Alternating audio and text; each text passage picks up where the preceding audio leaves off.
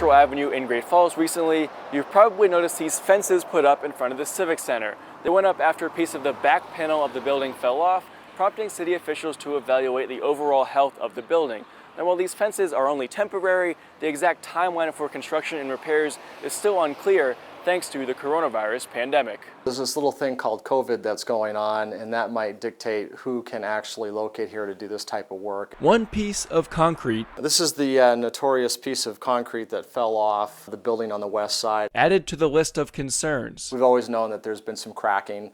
The rebar, it's kind of interesting, you kind of see the rebar where it's lined up against here, is starting to separate from the cement on there. Studies completed and planning in progress. The biggest concern at the moment, funding. One of the options is to use tax increment funding for that.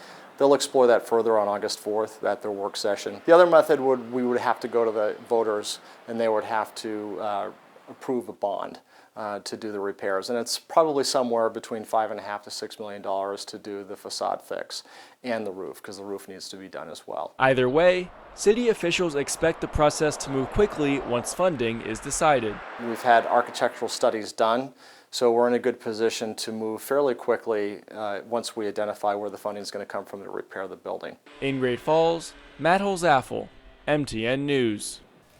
Using tax increment funding would allow the city to avoid asking the public to finance the project.